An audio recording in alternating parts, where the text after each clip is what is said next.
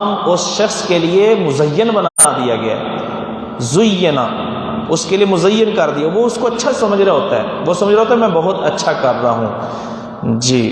اسی طرح بدعت ہے، بدعت لوگ سنت سے بھی زیادہ اس کی پابندی کیوں کرتے ہیں؟ کیونکہ بدعت بھی لوگوں کے لیے ایسی مزین کر دی جاتی ہے، وہ یہ سمجھ رہے ہوتے ہیں کہ اصل دین ایمان یہی ہے، جو یہ بدعت اختیار نہیں کرے گا اس کا دین سے کوئی تعلق نہیں ہے۔ قال فاذهب، تو موسیٰ علیہ السلام نے کہا جا تو، اس کو قتل نہیں کیا، قتل کرنے کا حکم نہیں دیا، اس کو صرف نکل جانے کا حکم دیا، دفع ہو جاؤ، نکل جاؤ یہاں سے، اور ساتھ سزا جو اللہ کی طرف سے مقرر کی گئی تھی وہ بھی ذکر کر دی کہ فَإِنَّ لَكَ فِي الْحَيَاةِ، تیرا جب تک تو زندہ ہے اس وقت تک ہے ان تقول، یہ کہنا کہ لا مساس نہیں ہے چھونا، یعنی تجھے کوئی شخص چھوئے یا تو کسی شخص کو چھوئے تیرے لیے یہ بیماری کا سبب بن جائے گا، تو بیمار ہو جائے گا، تجھے اس سے اذیت اور تکلیف ہوگی۔ اب تو لوگوں کے ساتھ اٹھنا بیٹھنا تیرے لیے یہی عذاب ہے کہ تو لوگوں کے ساتھ اٹھنا بیٹھنا تیرے لیے ممکن نہیں ہے۔ اور کہا جاتا ہے کہ پھر وہ جنگلوں میں نکل گیا تھا اور اپنی بقیہ زندگی جانوروں کے ساتھ گزارنے پر مجبور ہو گیا۔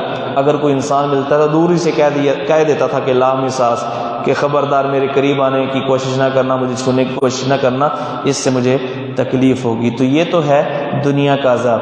وَإِنَّ لَكَ مَوْعِدًا لَن تُخْلَفَهُ، اور تیرے لیے ایک وعدہ بھی ہے جس کی تجھ سے خلاف ورزی نہیں کی جائے گی، یعنی آخرت کے عذاب کا وعدہ بھی تجھ سے کیا جاتا ہے، دنیا کا بھی عذاب ہے تیرے لیے اور آخرت کا بھی عذاب ہے جی۔ قال فاذهب، تو موسیٰ علیہ السلام نے اس سے کہا چلا جا، یعنی فاذهب من بیننا، ہمارے درمیان سے چلا جا۔ یہاں سے ایک نقطہ بھی اخذ کیا گیا ہے، وہ یہ ہے کہ جو اس طرح کے شر پسند لوگ ہوں، بدعتی قسم کے نافرمان قسم کے لوگ ہوں، تو ان کو علاقے سے نکال دینا چاہیے۔ ان کی اگر اصلاح ممکن نہیں ہے تو پھر ایک طریقہ یہ بھی ہے کہ ان کو دور کر دو، یہ خود اپنے ایمان کو بچانے کے لیے ان سے دور ہو جاؤ، ورنہ ایسے لوگوں کی صحبت کے برے اثرات لوگوں پر ظاہر ہوتے ہیں اور لوگ بھی خراب ہوتے ہیں اس کو دیکھ کے۔ تو اس لیے فرمایا فَاذْهَبْ، تو چلا جا، فَإِنَّ لَكَ فِي الْحَيَاةِ، بے شک تیرے لیے ہے زندگی میں ان تقول، یہ کہنا کہ لا مساس نہیں ہے چھونا۔ وَإِنَّ لَكَ مَوْعِدًا، اور بے شک تیرے لیے ہے وعدہ، یعنی آخرت کے عذاب کا وعدہ، دنیا کی اس سزا کے علاوہ آخرت کے عذاب کا وعدہ بھی ہے۔ لن تخلفہ، ہرگز نہیں تو خلاف ورزی کیا جائے گا اس کی، یعنی اس وعدے کی خلاف ورزی نہیں ہوگی، یعنی وہ جو وعدہ اللہ نے کر لیا ہے کہ عذاب ہوگا آخرت کو، یہ ضرور ہوگا، ایسا نہیں ہو سکتا کہ یہ عذاب نہ ہو۔ وانظر الی الہک، اور دیکھ اپنے الہ کی طرف، مراد بچڑا، الہ سے مراد یہاں بچڑا، الذی ظلت علیہ عاکفا، جس پر تو ہمیشہ رہا عاکفا مجاور، وہ بچڑا جس کی تو عبادت کرتا رہا اور اس کا مجاور بن کے رہا، تو اب اس کی طرف دیکھ ہم اس کا حشر کیا کرتے ہیں۔ لنحرقنہ، ہم ضرور اس کو آگ میں جلائیں گے، ثم لننسفنہ، پھر ہم اس کو ضرور اڑائیں گے، فی الیمی، دریا میں، نسفاً اڑانا، شرک کے اثرات ختم کر دیں گے۔ یہ مسئلہ اخذ ہوتا ہے کہ جو شرک ہو نا، شرک کے اثرات بھی اگر جرت ہے تو جہاں جو شرک کے اڈے ہیں، اگر ہمت اور جرت ہے تو غیرت دینی کا تقاضا یہ ہے کہ اس کو ختم کر دیں جب آپ کے پاس سلطہ ہے، اختیار ہے اس وقت، ورنہ اگر اس سے بڑے فتنے کا ڈر ہے تو پھر ظاہر ہے کہ حکمت اور مصلحت کو اختیار کرنا ضروری ہے جی۔ ذلت، وانظر الی الہک، اور دیکھ تو اپنے معبود کی طرف، الذی ذلت، اصل میں تھا ذلیلتا، ذل یذل، تو ذلیلتا تھا، تو ذلیلتا تھوڑا پڑھنے میں دشواری تھی، تو اس دشواری کو ختم کرنے کے لیے پہلے لام کو حذف کر دیا۔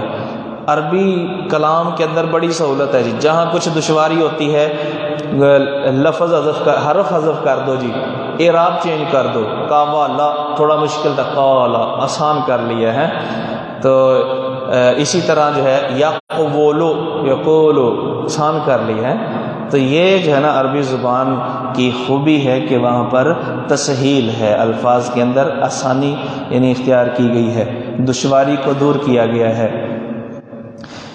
الذی ظلت علیہ عاکفہ، اصل معنی ہے دن کے وقت، ظلہ کا معنی دن کے وقت کسی کام کا کرنا، مراد یہاں پر استمرار، جس پر تو رہا مجاور بن کے بیٹھا رہا۔ لنحرقنہ ثم لننسفنہ، ہم ضرور اس کو جلائیں گے، ثم لننسفنہ فی الیم نسفا، پھر ہم اس کو اڑائیں گے، فی الیم دریا میں، نسفاً اڑانا۔ یہاں پہ یہ اشکال پیدا ہو سکتا ہے کہ سونا اگر اس کو آگ میں جلائیں یہ اس کے ذرات نہیں بنیں گے، یہ تو پگھل کے پانی بن جائے گا، یہ تو پگھل کے پانی بن جائے گا۔ یہاں اڑانے کی بات ہو رہی ہے، بکھیرنے کی بات ہو رہی ہے۔ بکھیری تو وہ چیز جاتی ہے جس کے چھوٹے چھوٹے ذرے بن جائیں، تو بھائی اللہ بنا سکتا ہے، اللہ کے لیے کیا مشکل ہے۔ اور آج تو یہ بات سمجھنا اور زیادہ آسان ہو گئی ہے، لوگ چاندی کا کشتہ بناتے ہیں کہ نہیں، باریک ذرات حکیم حضرات بنا لیتے ہیں، تو لہٰذا یہ کوئی مشکل کام نہیں ہے۔ اللہ تعالیٰ نے اس کو جو ہے وہ یعنی ذرات کی شکل دے دی اور اس کو سمندر کے اندر، دریا کے اندر بہا دیا گیا۔ اور جیسا کہ میں عرض کر چکا کہ یہاں سے یہ استدلال ہو سکتا ہے کہ شرک کے اثرات ختم کر دینا ہی صرف ایک الہ ہے اور وہ اللہ ہے۔ واسع کل شیء علما، اصل عبارت ایسے ہے کہ واسع علمہ کل شیء، واسع علمہ کل شیء، تو علماً جو فاعل تھا اس کو تمیز بنا کر جو ہے منصوب بنا دیا گیا، اس کا علم وسیع ہے ہر چیز پر۔ کذالک نقص علیک، کذالک ایسے ہی، کیسے، جس طرح اللہ تعالیٰ نے فرعون اور موسیٰ کا قصہ ذکر کیا، صرف یہی نہیں بلکہ نقص علیک من انباء ما قد سبق، باقی پہلے لوگ ان کے بھی قصے ہم بیان کرتے ہیں جس طرح موسیٰ کا قصہ بیان کیا۔ کذالک ایسے ہی ہم باقی قصے بھی آپ کو بیان کرتے ہیں، جس طرح ہم نے فرعون کا، موسیٰ کا قصہ بیان کیا، اسی طرح جو باقی پہلے گزر جانے والے انبیاء ہیں ان کے حالات، ان کے واقعات بھی ہم آپ سے بیان کر رہے ہیں تاکہ آپ ان سے باخبر ہوں اور ان سے جو نصیحت حاصل ہوتی ہے وہ لوگوں کے سامنے بیان کریں تاکہ ان واقعات سے لوگ عبرت، نصیحت اور روشنی پائیں۔ جی کذالک نقص علیک من انباء ما قد سبق، ایسے ہی ہم آپ پر بیان کرتے ہیں خبریں ان لوگوں کی، ما قد سبق جو پہلے گزر چکے، جو امتیں، جو قومیں پہلے گزر چکی، ہم ان کے بھی واقعات آپ کے سامنے رکھتے ہیں۔ وَقَدْ آتَيْنَاكَ مِن لَّدُنَّا ذِكْرًا، اور یقیناً ہم نے آپ کو دیا ہے اپنی طرف سے ذکر، عطا کیا ہے، آتینا عطا کیا ہے ہم نے آپ کو، من لدنا اپنی طرف سے، ذکراً ذکر، یہاں ذکر سے مراد قرآن، تو ہم نے یہ اپنی طرف سے یہ قرآن جس کے اندر یہ واقعات ذکر کیے گئے ہیں یہ ہم نے آپ کو عطا کیا ہے۔ من اعرض عنہ، جو اعراض کرے اس قرآن سے، جو اس قرآن سے اعراض کرے، اور اعراض کا مطلب ایمان نہ لانا، اعراض کا مطلب ایمان نہ لانا یا اس پر عمل نہ کرنا، تو اعراض میں یہ دو چیزیں ہیں، ایک یہ ہے کہ اس پر ایمان نہ لانا اور دوسرا یہ ہے کہ اس پر عمل نہ کرنا۔ فَإِنَّهُ يَحْمِلُ یوم القیامت وزرا، تو وہ اٹھائے گا قیامت کے دن بوجھ، تو وہ گناہ کا کہ جو بندہ قرآن پڑھ کے بھول جائے تو اس کا وہ گناہ قیامت کے دن اٹھائے گا۔ تو اس حوالے سے کچھ روایات بھی بیان کی جاتی ہیں جو سندی اعتبار سے کمزور ہیں، تو یہی وجہ ہے کہ عبدالسلام بھٹوی حافظہ اللہ تعالی، تو ان کی تفسیر میں یہ مقام، باقی بھی تفسیروں میں اگر کوئی تفسیر آپ پڑھنا چاہتے ہیں نا، تو جو تفسیر سب سے زیادہ یعنی علماء طلباء کے اعتبار سے حتیٰ کہ عامۃ الناس کے اعتبار سے جو بہترین تفسیر اس وقت اردو تفاسیر میں یعنی دیکھنے میں آئی ہے وہ عبدالسلام بن محمد بٹوی حفظہ اللہ تعالیٰ کی تفسیر القرآن ہے. بہترین ہے، یعنی انہوں نے ہر جملہ حل کرنے کی، ہر مسئلہ حل کرنے کی کوشش کی ہے. اختصار بھی ہے، جامعیت بھی ہے. مزید اس کو مختصر بھی کیا گیا ہے، مختصر ایک جلد میں، ویسے وہ 4 جلدوں میں ہے. بہرحال اچھی تفسیر ہے. تو انہوں نے یہاں پر یہ نقطہ ذکر کیا ہے کہ اگر ہم یہ کہیں کہ جنہوں نے قرآن یاد کر کے بھلا دیا تو اس کا ان کو گناہ ملے گا، اور کچھ جو روایتیں بھی پیش کی جاتی ہیں تو اس طرح تو یہ تو قرآن حفظ کرنے سے لوگوں کو روکنے کے مترادف ہے. لوگ یہ سوچ کے یار پتہ نہیں پھر یاد رکھ سکیں گے کہ نہیں. لوگ تو قرآن حفظ کرنے سے پہلے 1000 بار سوچیں گے کہ بعد میں جو ہے نا جو گناہ اٹھانا ہے بہتر نہیں. نہ یاد کرنے کا تو کوئی گناہ نہیں ہے، یاد کر کے بھلانے کا گناہ ہے، تو پھر ہم بہتر نہیں کہ یاد نہ ہی کریں، اس پہ تو کوئی گناہ نہیں ہے. تو وہ فرماتے ہیں کہ دیکھیں ایک بندہ جس نے قرآن یاد کیا اس سے وہ 1000 درجے بہتر ہے جس نے یاد نہیں کیا. اب اگر اس نے بھلا دیا ہے تو ایک جو یاد کرنے سے وہ فائدہ اٹھا رہا تھا اس فائدے سے محروم ہوا نا. تو اس پر ہم وعیدیں سنائیں، یہ تو لوگوں کو یاد کرنے سے متنفر کرنے والی بات ہے. تو پانی کیوں پھیر رہے ہیں؟ جہاں تک ہو سکے اس کو یاد رکھیں، غفلت نہیں، اس سے اعراض کی یہ صورت نہیں کہ آپ جو ہے نا بالکل اس کو پڑھنا چھوڑ دیں. تو یہ محرومی ہے، یہ بد نصیبی ہے. لیکن اس پر بہرحال وعیدیں سنانا یہ تھوڑا مشکل کام ہے جی. تو وہ یعنی وہ رات کو قیام نہ کرنا اور اس کے اندر نہ پڑھنا، اس حوالے سے جو ہے نا وہ وعید بیان کی گئی ہے. جو وہ جو ہے نا آپ نے دیکھا عذاب جو 7 عذاب میں بندوں کو نبی صلی خواب والے نبی صلی خواب جو اس میں ایک بندہ وہ تھا جو فرض نماز سے سو جاتا تھا، قرآن کو ایئرفورز کرتا تھا. ایئرفورز ہوئی نہیں، اس کا کیا مطلب ہے؟ قرآن کو چھوڑ یعنی پڑھتا نہیں تھا. بہرحال اس کی تفسیر جو ہے نا قیام کے اندر اس کی تلاوت کرنا. تو یہ بلکہ بعض علماء نے یہیں سے فرض نماز یعنی اس کے چھوڑنے کی وعید پر یعنی استدلال کیے ہے جی. بہرحال یہ ایک نقطہ نظر ہے. اس کے مقابل بھی دوسرا نقطہ نظر موجود ہے. خالدین فیہ، وہ ہمیشہ رہیں گے اس میں، یعنی اس گناہوں کے بوجھ کی وجہ سے جو تکلیف ان کو ملنے والی ہے، جو سزا ان کو ملنے والی ہے، وہ اس میں ہمیشہ رہیں گے. وَسَاءَ لَهُمْ يَوْمَ الْقِيَامَةِ حِمْلًا، اور برا ہے ان کے لیے قیامت کے دن بوجھ. حملن یہ محمول کے معنی میں، یعنی جو بوجھ انہوں نے اٹھایا ہوا ہوگا تو قیامت کے دن یہ بہت برا بوجھ ہے، کیونکہ اس کی وجہ سے وہ جہنم کے مستحق ہو گئے ہیں. کون سا دن؟ یوم، یہ یوم القیامہ سے یوم ینفخ یہ بدل ہے. وہ دن، قیامت کا دن وہ دن ہے ینفخ فی الصور، جس دن سور کے اندر پھونک ماری جائے گی. نفخہ ثانیہ مراد ہے، دوسری بار سور کے اندر پھونک مارا جانا مراد ہے. اور جن کے نزدیک 3 نفخے ہیں تو یہ تیسرا نفخہ مراد ہے. وَنَحْشُرُ الْمُجْرِمِينَ يَوْمَئِذٍ زُرْقًا، اور ہم اس دن جمع کریں گے مجرموں کو زرقاً، نیلی آنکھوں والے. زرق فعل ان کے وزن پر کس کی جمع ہے؟ ازرق کی. ازرق احمر و حمراء کی جمع حمرن. جو صفت ہے اس کی جو جمع ہے فعل کے وزن پر آتی ہے، مذکر کے لیے بھی اور مؤنث کے لیے بھی. تو وہ زرد ہوں گے. وہ کیا ہوں گے؟ زرد ہوں گے، نیلے ہوں گے. تو یہاں اس کے 2 معنی کیے گئے ہیں. ایک یہ ہے کہ ان کے جسم اور ان کے چہرے نیلے ہوں گے، یعنی نیلے سے مراد نیلا رنگ اور سیاہ رنگ قریب قریب ہیں. مراد یہ ہے کہ سیاہ رنگ والے جو ہے وہ ہو جائیں گے. آگ کے اندر جلد جلنے کی وجہ سے جو ہے وہ یعنی نیلی ہو جاتی ہے، نیلی ہو جاتی ہے، جو کالی محسوس ہوتی ہے. تو یہ مراد ہے جی. اور بعض کہتے ہیں کہ زرقن کا معنی نبینا، اندھے. تو یہ کیسے؟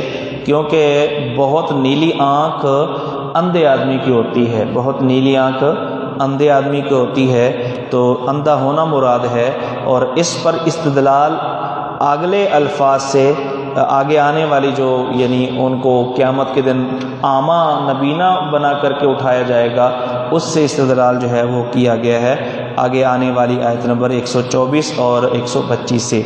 اور یہ بھی ہو سکتا ہے کہ وہ دن عام دن نہیں ہے، انتہائی زیادہ خوف، گھبراہٹ اور غم کا دن ہے، تو اس خوف اور پریشانی کی وجہ سے ان کا رنگ نیلا پڑ گیا ہوگا، ان کا رنگ خون، یوں کہہ لیں کہ ڈر اور خوف کی وجہ سے انسان کا خون خشک ہو جاتا ہے، تو جسم لال ہونے کی بجائے جو ہے نا وہ جسم ایسا محسوس ہوتا ہے جس طرح کہ گویا کہ خون نکال لیا گیا ہے، تو جب خون ختم ہو جائے نا تو جسم رنگ چینج ہو جاتا ہے جی، تو وہ رنگ کی تبدیلی مراد ہے ڈر اور خوف کی وجہ سے۔ یتخافتون بینہم، وہ آپس میں چپکے کہہ رہے ہوں گے، ایک دوسرے سے باتیں کر رہے ہوں گے اور کہہ رہے ہوں گے اِن لبثتم الا عشرا، نہیں تم ٹھہرے دنیا میں مگر 10 دن، نہیں تم ٹھہرے دنیا میں، نہیں تم ٹھہرے یعنی اِن لبثتم فی الدنیا، نہیں تم دنیا میں ٹھہرے الا عشرا جی، یہ دو لفظ ہیں جی، ایک عشر اور ایک عشرہ تا کے ساتھ، تو یہ جو 3 سے لے کر 10 تک اعداد ہے نا، تذکر مع المعدود المؤنثی و تؤنث مع المعدود المذکری، یہ عدد معدود ایک دوسرے کے مخالف ہوتے ہیں، تو یوم جو ہے یہ مذکر ہے اور لیلہ مؤنث ہے، تو لہٰذا یہاں اس کی تمیز کون سی نکالی جائے گی؟ عشر ایام کے عشر لیالی، تو عشر لیالی نکالی جائے گی، مؤنث نکالی جائے گی، تو عشر لیالن اصل عبارت ایسے ہوگی، عشر 10 راتیں ٹھہرے رہے، یعنی مراد 10 دن ہی، تو 10 دن ٹھہرے رہے، تو آپس میں وہ اندازہ لگائیں گے کہ ہم دنیا میں کتنی دیر ٹھہرے رہے۔ قیامت کی ہولناکی کا سامنا جب وہ کریں گے، دنیا میں 60 سال بھی ان کو چند دن محسوس ہوں گے، آخرت کے اندر جس عذاب کا وہ شکار ہوں گے اس کے مقابلے میں دنیا کے اندر گزری ہوئی زندگی ان کو یعنی خوشحالی والی زندگی محسوس ہوگی، خوشحالی والی۔ اور آپ جانتے ہیں کہ جو خوشی کے لمحات ہوتے ہیں نا، تو وہ جتنے لمبے ہی مرضی کیوں نہ ہوں وہ مختصر محسوس ہوتے ہیں، جس طرح کہ آپ لوگ جب شوال میں چھٹیاں گزارنے کے بعد مدرسے میں جاتے ہیں تو یوں لگتا ہے کہ یہ 2 مہینے کی چھٹیاں 2 دن تھی بس، آپ کہتے ہیں یار بڑی جلدی چھٹیاں گزر گئی ہیں۔ جو انتظار کے لمحات ہوتے ہیں وہ بڑے طویل ہوتے ہیں، لیکن جو یہ خوشی کے لمحات ہوتے ہیں نا تو وہ بڑی جلدی سے گزر جاتے ہیں۔ تو دنیا آخرت کے مقابلے میں یہ دنیا کے اندر گزری ہوئی زندگی ان کو خوشی کے لمحات محسوس ہوں گے، اور آپس میں کہہ رہے ہوں گے کہ یار ہمیں لگتا ہے کہ کوئی 10 دن ہم دنیا میں رہے ہیں جی۔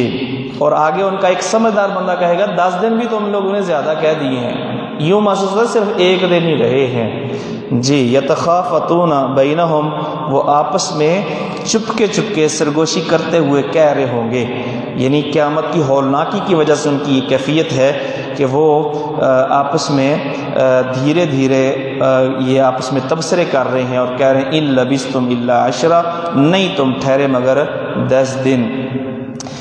اور سورۃ الروم میں اللہ تعالیٰ نے ان کے قول کو نقل فرمایا ہے کہ وَيَوْمَ تَقُومُ السَّاعَةُ، جب قیامت قائم ہو جائے گی، یقسم المجرمون، مجرم قسمیں اٹھا کے کہیں گے ما لبثوا غیر ساعۃ، کہ ہم تو 1 گھڑی ٹھہرے ہیں، لگتا ہے کہ صرف 1 گھنٹہ 1 منٹ چند منٹ ہی ٹھہرے ہیں دنیا میں، تو قسمیں اٹھا کر کے یہ بات کہیں گے۔ نحن اعلم بما یقولون، اللہ فرماتے ہیں ہم خوب جانتے ہیں جو وہ کہہ رہے ہیں، یعنی جو وہ کہہ رہے ہیں ہم خوب جانتے ہیں کہ یہ غلط کہہ رہے ہیں، ایسا نہیں ہے، بلکہ ان کو 60 سال مہلت ملی، 70 سال مہلت ملی، آج اس کو وہ تھوڑا سمجھ رہے ہیں لیکن ان کو طویل مہلت ملی تھی۔ جیسے وہ اس دن کے حساب سے تو ان کی قسمیں بالکل ٹھیک ہوں گی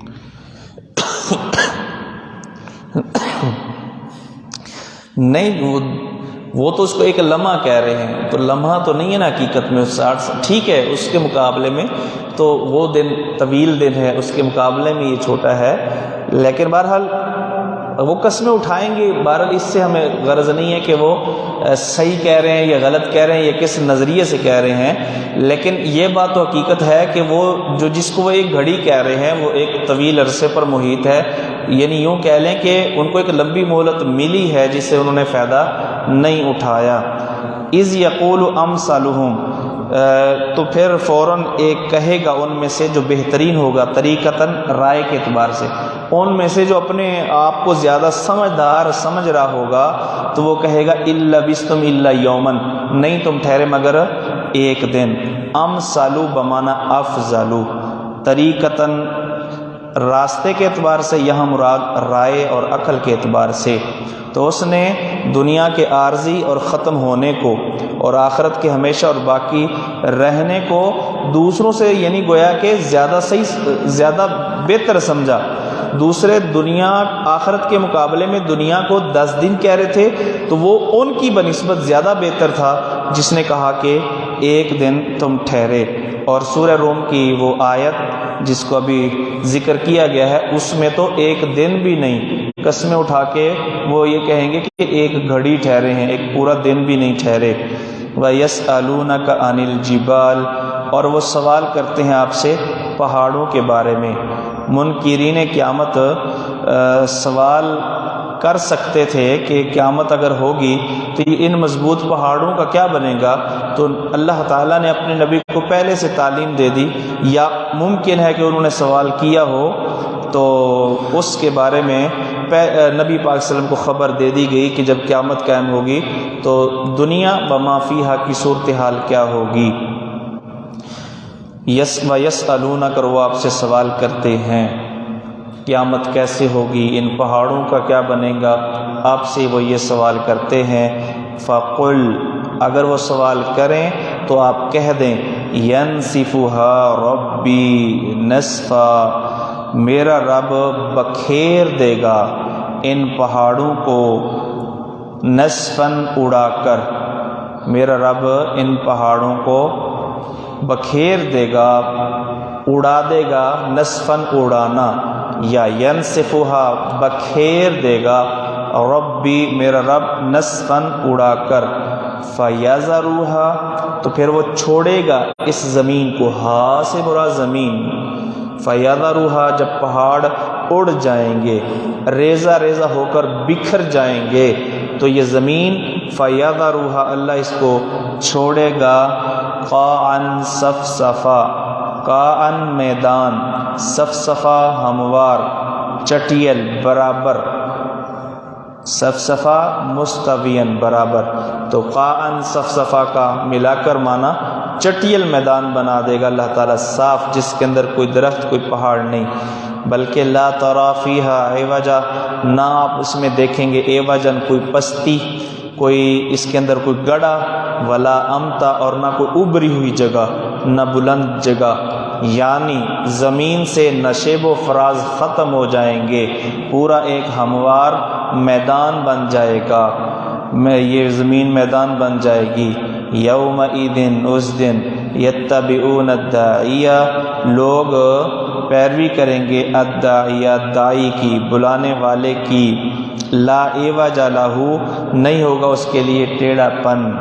تو اللہ کی طرف سے جو ایک بلانے والا اسرافیل ان کو رحمان کے سامنے پیش ہونے کے لیے بلائے گا تو ان کے لیے کوئی ٹیڑھا پن نہیں ہوگا، یعنی اس کی بات سے پھرنا اور میدان حشر میں جانے کی بجائے کوئی اور کام کرنا نہیں ہوگا، بلکہ اس کی پیروی کریں گے اور جو کہا جا رہا ہے اس کی فرما برداری کریں گے. مہطعین مقنعی رؤوسہم، تو وہ اپنے یعنی سروں کو جھکا کر وہاں میدان حشر کی طرف جانے والے ہوں گے.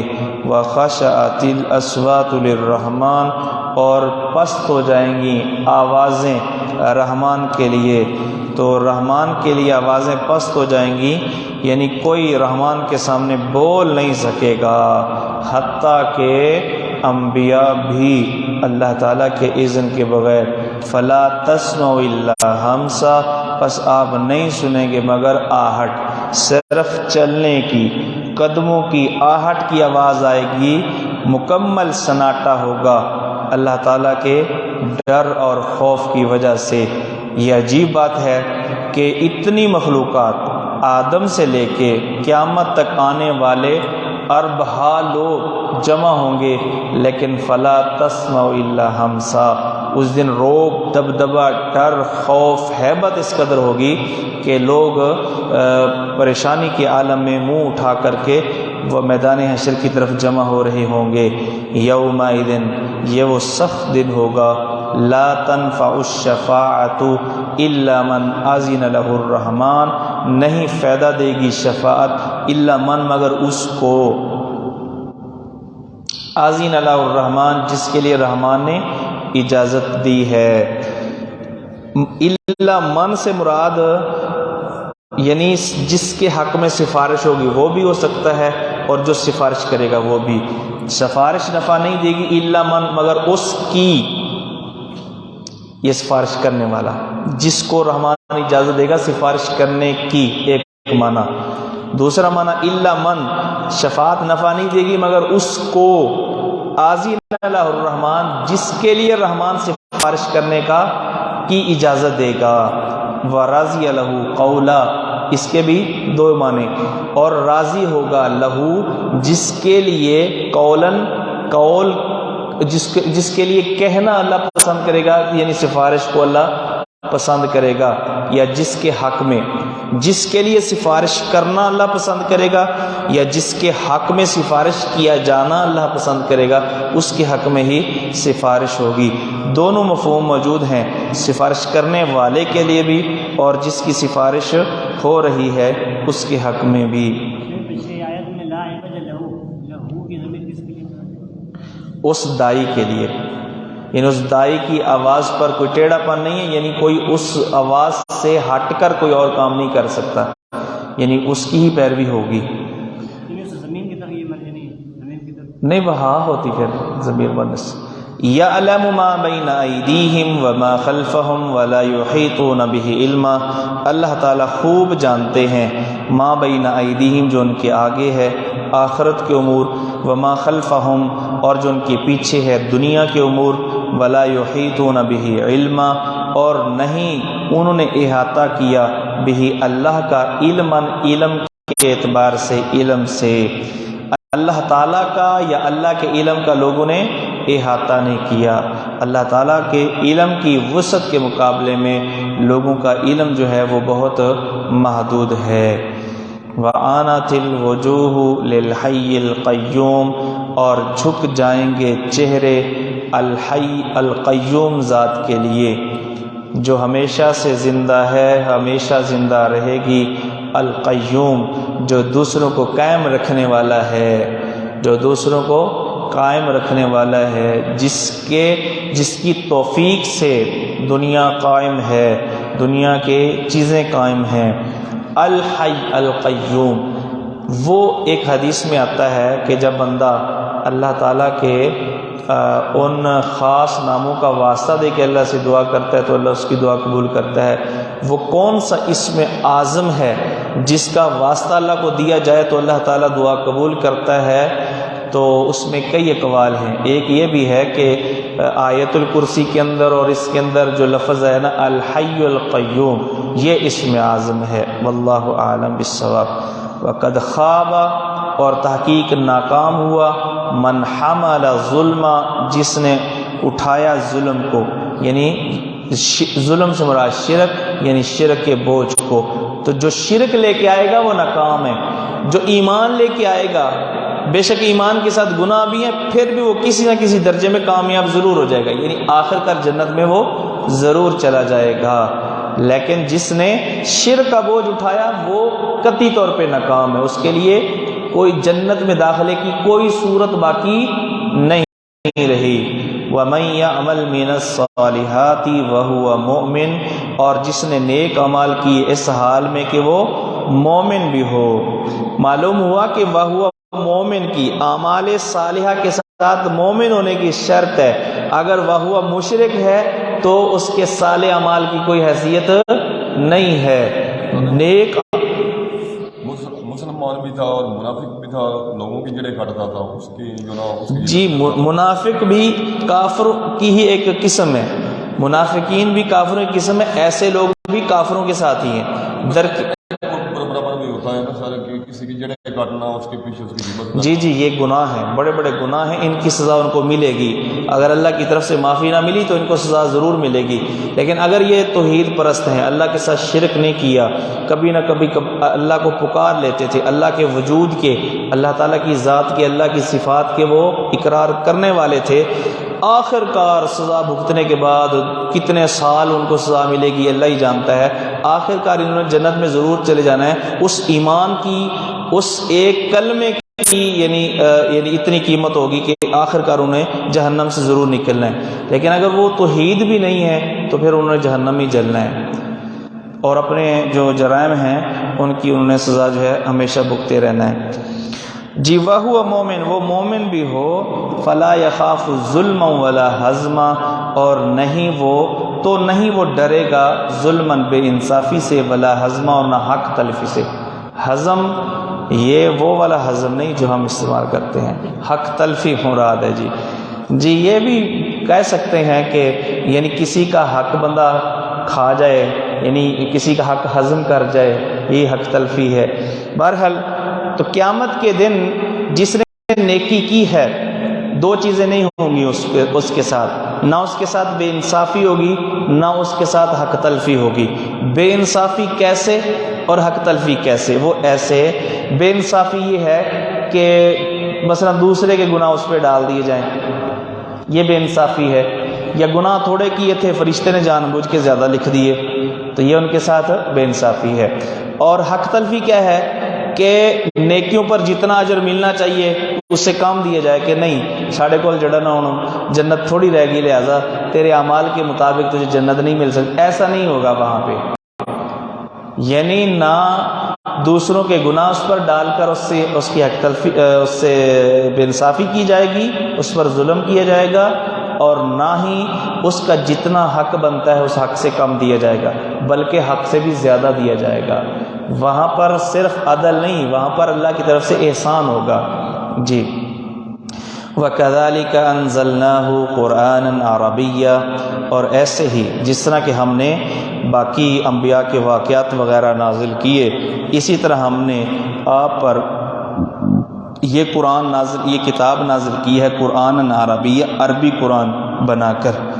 وَصَرَّفْنَا فِيهِ مِنَ الْوَعِيدِ، اور پھیر پھیر کر بار بار ہم نے بیان کی ہیں اس میں من الوعید، وعیدیں، بار بار ہم نے وعید کو، سزاؤں کو، عذابوں کو بار بار بیان کیا ہے، تاکہ لوگ اس وعید کو بار بار سن کے اس وعید کا سبب بننے والے جرائم سے بچیں۔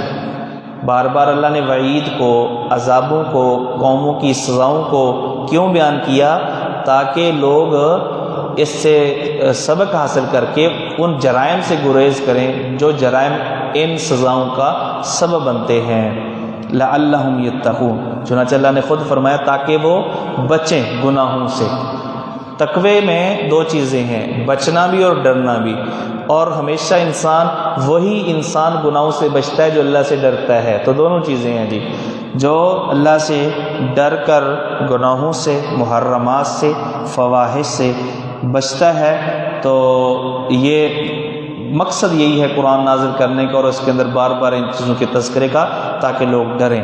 او یحدث لہم ذکرا، یا پیدا کرے قرآن ان کے لیے ذکر، نصیحت، ہو سکتا ہے کہ نصیحت دل میں پیدا ہو جائے اور لوگ عبرت حاصل کریں پہلی قوموں کے عذاب اور ان کی سزا اور ان کے حشر سے۔ فتعال اللہ الملک الحق، بس بہت بلند ہے وہ اللہ جو حقیقی بادشاہ ہے، جس کی ہر بات، ہر وعدہ اور جس کا ہر فیصلہ حق ہے۔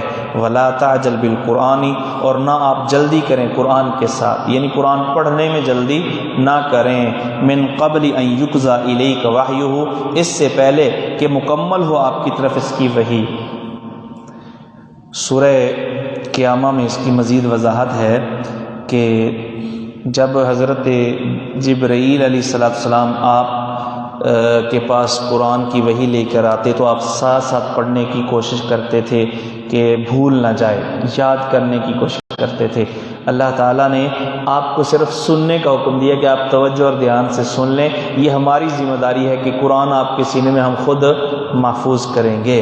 یہاں پر بھی اللہ تعالیٰ نے فرمایا کہ وَلَا تَعْجَلْ بِالْقُرْآنِ، اور آپ نہ جلدی کریں قرآن کی، یعنی قرآن پڑھنے کی، من قبل ان یقضی الیک وحیہ، اس سے پہلے کہ مکمل ہو آپ کی طرف اس کی وحی۔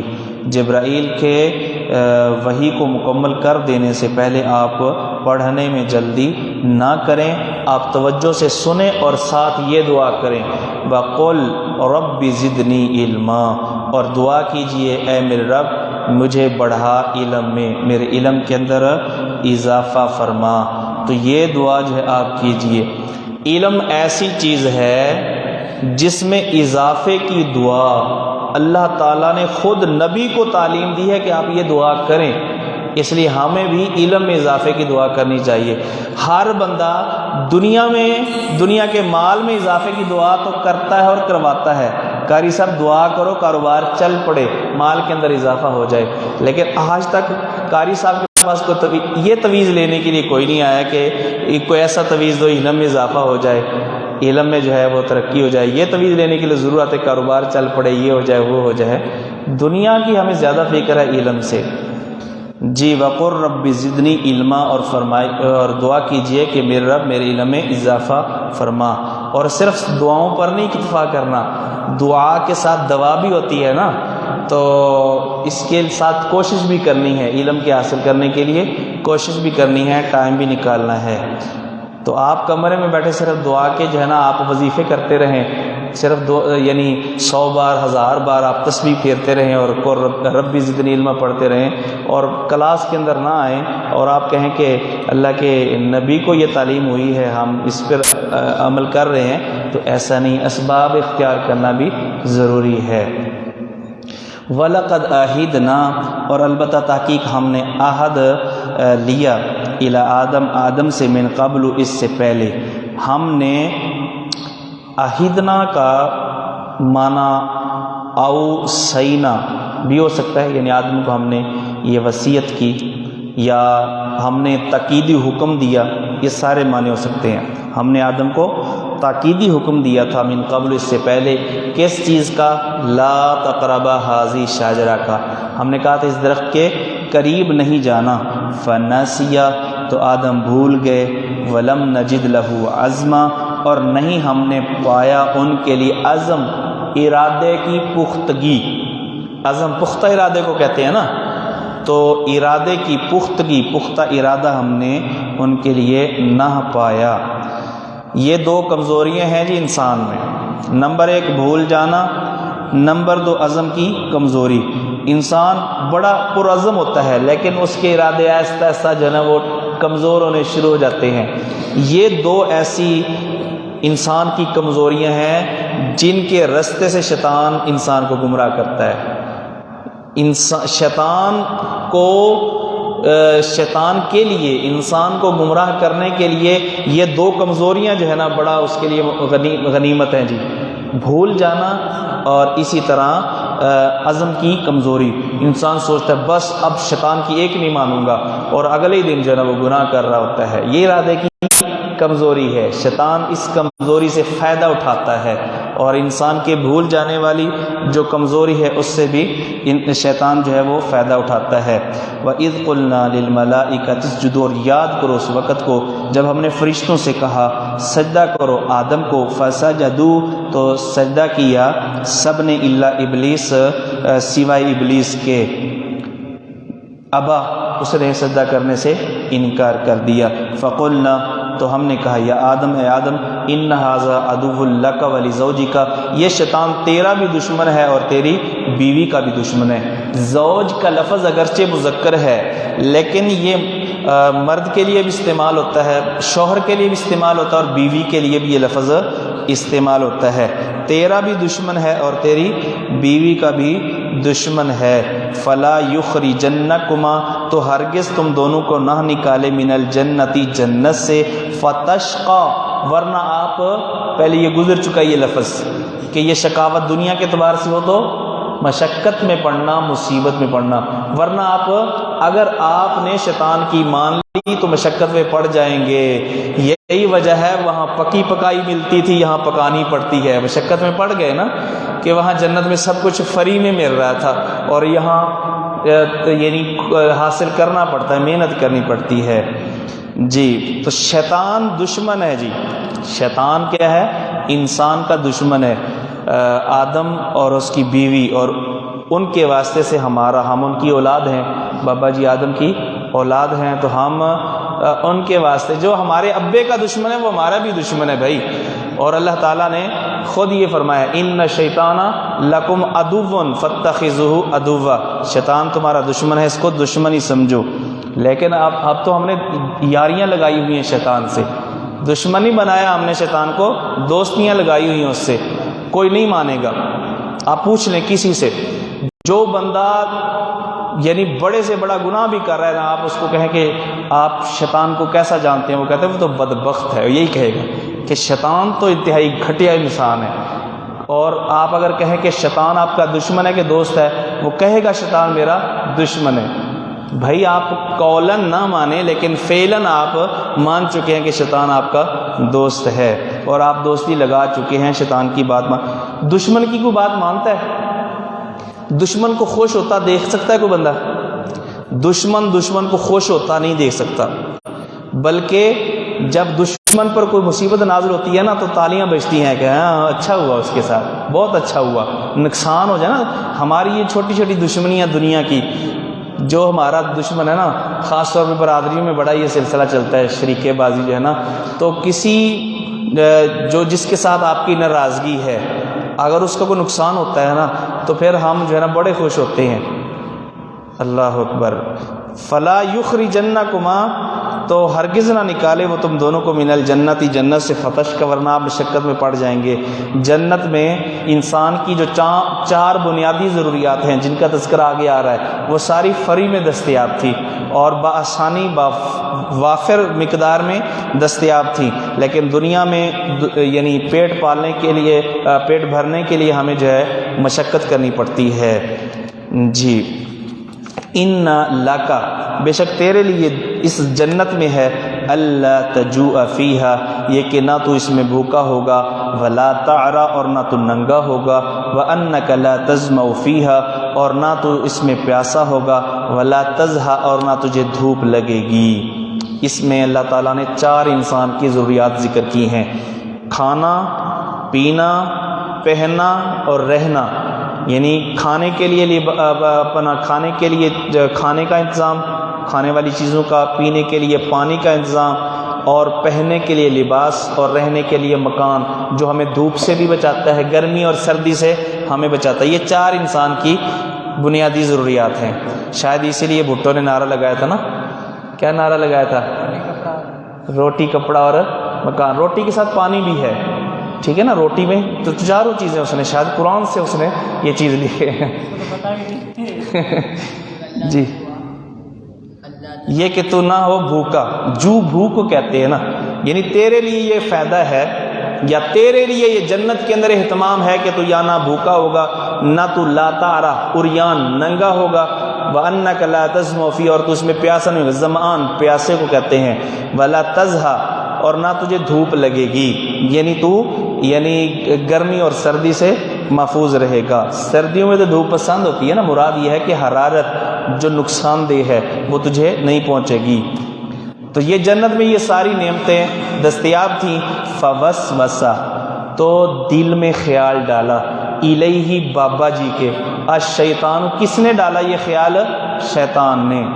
مشہور یہ ہے کہ شیطان نے اماں کو پھسلایا اور اماں کے ذریعے سے بابے کو پھسلایا، تو یہ نہیں کہہ سکتے بھائی فوسوس الیہ الشیطان، شیطان نے سب سے پہلے جو ہے نا بابا جی کو پھسلایا، اور بابا جی کو اس نے یعنی وہ جو اللہ تعالیٰ کا ایک حکم تھا کہ آپ نے اس درخت کے قریب نہیں جانا، تو اس پر آمادہ کیا۔ کالا، ایسی خام خواہ اماں جی کو جو ہے نا وہ الزام لگاتے، کھالا یا آدمو، ہاں یہ ہو سکتا ہے کہ دونوں کو اس نے گمراہ کرنے کی کوشش کی ہو، پہلے بابا جی کو اس نے، یہی وجہ ہے کہ بعض جگہوں پہ دونوں کی طرف نسبت بھی ہے۔ قال یا آدم، اے آدم، هل ادلک، کیا میں تیری رہنمائی کروں، علی شجرۃ الخلد، دائمی زندگی والے درخت پر، ایسا درخت بتاؤں جس کا پھل جو بندہ کھا لیتا ہے تو وہ ہمیشہ زندہ رہتا ہے۔ یہ انسان کی کمزوری ہے کہ انسان مزید زندہ رہنا چاہتا ہے۔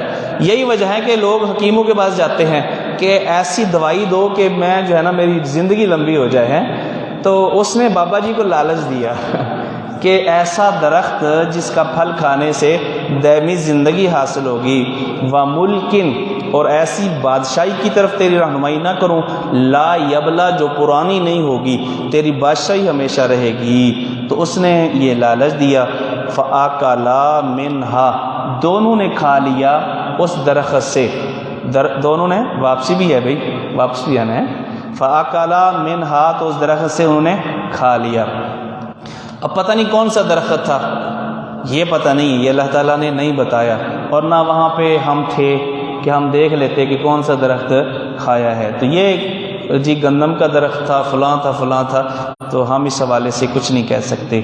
فَأَكَلَا مِنْهَا، تو کھا لیا ان دونوں نے اس درخت سے، فَبَدَتْ، تو جو ہی وہ پھل کھایا تو جو اللہ کی نعمتیں تھیں وہ آہستہ آہستہ چھین لی گئی، فَبَدَتْ، تو ظاہر ہو گیا، لہما، ان دونوں کے لیے، سوآتہما، ظاہر ہو گئی ان کے لیے ان کی شرمگاہیں، سوآ چھپانے والی جگہ، شرمگاہ ان کے لیے ظاہر ہو گئی۔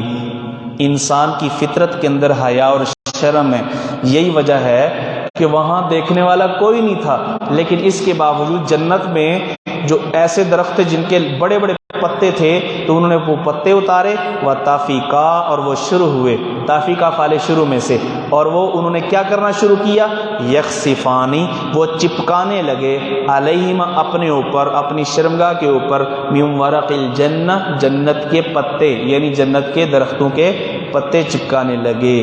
وَعَصَىٰ آدَمُ رَبَّهُ، اور نافرمانی کی آدم نے اپنے رب کی، فَغَوَىٰ، تو وہ بھٹک گیا، وَعَصَىٰ آدَمُ رَبَّهُ، اور نافرمانی کی آدم نے اپنے رب کی۔ اچھا میں نے نا اس ڈر سے کہ کہیں میں نافرمانی مانا کروں تو کوئی فتویٰ نہ لگ جائے، میں نے کچھ بریلی بھی تفسیریں دیکھی، انہوں نے بھی یہ مانا کیا ہوا تھا، لہٰذا میں سمجھتا ہوں کہ یہ نافرمانی والا مانا کرنے سے آدم کی کوئی گستاخی نہیں ہو گئی، کیونکہ لوگ بڑے جلدی فتویٰ لگاتے ہیں، جی دیکھو بابا جی کے لیے نافرمانی کا لفظ بول دیا، اللہ تعالیٰ نے عصا کا لفظ استعمال کیا ہے جی۔ وَعَصَىٰ آدَمُ رَبَّهُ، اور نافرمانی کی آدم نے اپنے رب کی، فَغَوَىٰ، تو وہ بہک گیا۔ فَغَوَىٰ کے دو معنی کیے گئے ہیں، مولانا شفیع عثمانی، تقی عثمانی صاحب کے والد، انہوں نے تفسیر لکھی ہے معارف القرآن، انہوں نے فرمایا کہ غوا کے دو معنی کیے گئے ہیں۔ ایک معنی زندگی کا تلف ہو جانا، مشکل ہو جانا، اور ان زندگی کا یعنی یوں کہہ لیں کہ مصیبت میں پڑ جانا، اور دوسرا معنی گمراہ ہو جانا یا غافل ہو جانا، گمراہ ہو جانا یا غافل ہو جانا۔ تو علامہ قرطبی رحمہ اللہ نے پہلا معنی اختیار کیا ہے، بہرحال دونوں معنی میں سے کوئی بھی معنی ہو سکتا ہے۔ فغوا، تو وہ بہک گئے، جو ان کو کرنا چاہیے تھا انہوں نے وہ نہیں کیا اور بہک گئے۔ ثم اجتباہ ربہ، جب وہ درخت کا پھل کھا بیٹھے۔ اچھا ویسے حیرانگی بڑی ہوتی ہے اس پہ کہ یار بابا جی کو اللہ نے اتنی نعمتیں دی، ایک درخت ہی تو تھا اور ہزاروں چیزیں تو تھیں بابا جی کے لیے کھانے پینے کے لیے، تو آخر اس میں ضرورت ہی کیا تھی کھانے کی؟ نہ کھاتے تو کتنا اچھا ہوتا کہ ہم یہاں پہ بھوکے پیاسے نہ ہوتے اور یہ زندگی کی جو مشکلات ہیں ہمارے لیے نہ ہوتی اور ہم بھی جنت میں ہوتے۔ یہی بات بابا جی کے سامنے موسیٰ علیہ السلام نے بھی رکھی کہ آپ کی وجہ سے بابا جی یہ ہم جو ہے نا مشکل میں پڑ گئے ہیں۔ تو بابا جی نے جواب دیا کہ یہ بتاؤ کہ میں تو تمہیں بڑا سمجھدار سمجھتا ہوں، اللہ تعالیٰ نے تجھے کلیم اللہ بنایا ہے، تجھے نہیں پتا، تجھے یہ بتایا نہیں گیا کہ اللہ تعالیٰ نے میرے پیدا کرنے سے بھی 40 سال پہلے یہ چیز لکھ دی تھی کہ ایسا ہونا ہے، تو اللہ کی تقدیر اور اللہ کے لکھے ہوئے کو میں کیسے ٹال سکتا ہوں؟ یہ مسئلہ بڑا حساس ہے، میں اس کی تفصیل میں نہیں جانا چاہتا کہ تقدیر کا بہانہ بنا کے یار چوری کی اللہ نے لکھا تھا تو چوری کر لی ہے، گناہ اللہ نے لکھا تھا تو میں نے کر لیا ہے، تو یہ بہرحال اس کو تقدیر کا ساتھ آدم علیہ السلام نے، میں بس اتنا اشارہ کروں گا، آدم علیہ السلام نے گناہ کرنے کے بعد تقدیر کا سہارا لے کر اپنے گناہ کو سند جواز مہیا نہیں کی، یعنی یہ نہیں کہا کہ یہ کو کیا ہو گیا، تقدیر میں لکھا تھا اللہ اس لیے میں نے کر لیا، یہ بعد میں ایک موقع پر انہوں نے یہ بات کہی ہے۔ تقدیر جو ہے نا، تقدیر غم ہلکا کرنے کے لیے تو ہم تقدیر کا سہارا لے سکتے ہیں، لیکن اپنے گناہ کو جائز قرار دینے کے لیے تقدیر کا سہارا نہیں لے سکتے۔ مثلا یہ ہے کہ کوئی نقصان ہو گیا، ویسے مسجد کے لیے 10 روپے دینے کے لیے بھی تیار نہیں تھے، 1000 والا نوٹ گم ہو گیا، تو ہم کہہ سکتے ہیں جی اللہ نے لکھا تھا، تقدیر میں ایسے لکھا تھا کہ یہ نوٹ میرے کام نہیں آنا تھا، تھوڑا غم ہلکا ہو جاتا ہے تقدیر کا سہارا لینے سے۔ باقی یہ نہیں کہ ہم اس کو جو ہے نا اپنے گناہ پر سند جواز مہیا کریں کہ جی تقدیر میں ایسے لکھا تھا۔ واقعہ ایک بیان کیا جاتا ہے، واللہ عالم کیسا ہے، کہ ایک چور لایا گیا حضرت عمر رضی اللہ تعالیٰ عنہ کے پاس، تو اس نے اس سے پوچھا کہ تم نے یہ کیوں کیا؟ اس نے کہا جی تقدیر میں ایسے لکھا تھا، چوری میں نے کرنی ہے۔ تو تقدیر کا لکھا بھلا کو ٹال سکتا ہے؟ رب کے فیصلے ہیں، رب کے فیصلے کو کون ٹھکرا سکتا ہے؟ تو عمر رضی اللہ تعالیٰ نے اس کا ہاتھ کٹوا دیا، یہ بھی تقدیر میں لکھا ہوا تھا، اللہ کے فیصلے کو ہم کیسے ٹال سکتے ہیں؟ بہرحال پتہ نہیں یہ واقعہ ہے کہ نہیں ہے، سمجھنے کے لیے بہرحال کافی ہے جی۔ تو اللہ تعالیٰ کی تقدیر کو کوئی نہیں روک سکتا، کوئی نہیں ہٹا سکتا، جتنی مرضی واضح دلیل ہو۔ اچھا آج ہمیں بھی حیرانگی ہوتی ہے کہ یار لوگوں کے سامنے رفع الدین کی حدیثیں پڑھی جاتی ہیں، لوگ رفع الدین پھر بھی نہیں کرتے، مانتے ہیں بخاری شریف میں روایت ہے، مسلم شریف میں روایتیں ہیں، تو یہ اس کے باوجود یہ کیوں نہیں مانتے؟ تو یہ وجہ ہے کہ یہ یعنی بس اوقات ایسا ہوتا ہے کہ جب رب کی طرف سے توفیق نہیں ہوتی نا تو پھر مضبوط دلیل بھی کافی نہیں ہوتی، مضبوط دلیل کے ساتھ توفیق کا ہونا بھی ضروری ہے۔ تو جب اللہ کی طرف سے توفیق نہ ہو نا تو پھر یعنی مضبوط دلیل جتنے مرضی دلائل ہوں تو پھر انسان کی سمجھ میں بات نہیں آتی۔ آج ہم سوچتے ہیں کہ یار توحید کا مسئلہ قرآن میں اللہ نے اتنا کھول کے بیان کر دیا ہے، ہمارے بھائی وہ نادانی میں کیوں پڑے ہوئے ہیں، کیوں ایسے کام کرتے ہیں جن کا کوئی نہ سر ہے نہ پاؤں ہے، کیوں ایسے کام کرتے ہیں؟ تو وجہ یہی ہے۔ مجھے یہاں ایک لطیفہ یاد آ گیا، مولانا عبد القادر روپڑی رحمۃ اللہ علیہ، انہوں نے ایک تقریر کے دوران کہہ دیا کہ رفع الدین کرنے کے 400 دلائل ہیں، 400 حدیثیں ہیں۔ اب اس میں اس جلسے کے اندر بریلویوں کی مسجد کا کوئی انتظامیہ میں سے کوئی بندہ بیٹھا ہوا تھا، اس نے کہا 400 دلائل موجود ہیں اور ہمارے مولوی نے ایک بھی ہمیں کبھی نہیں بتائی۔ وہ اپنے مولوی کے بعد رات کو ہی چلا گیا، جلسہ سنتے ہی رات کے 12 بجے مولوی کی کنڈی کھڑکائی۔ اب مولوی جو ہے نا وہ نیند سے اٹھ کے آیا، اس نے کہا کہ مولوی صاحب یہ بتائیں، وہ جو ہے نا ان کے بھابھیوں کو مولوی کہہ رہا تھا کہ 400 حدیثیں ہیں، اور اس نے کہا ایسے گپ ماری ہے، 400 کوئی نہیں، 10-15 حدیثیں ہیں، بس ایسے ہی اس نے 400 کہہ دیا۔ اچھا اس نے تو یہ کہہ دیا، لیکن اب وہ جو بندہ سائل تھا وہ یہ سن کے آ گیا، لیکن رات کو یہ بات بار بار اس کے ذہن میں آئی کہ یار 10-15 تو ہمارا مولوی بھی مان گیا ہے۔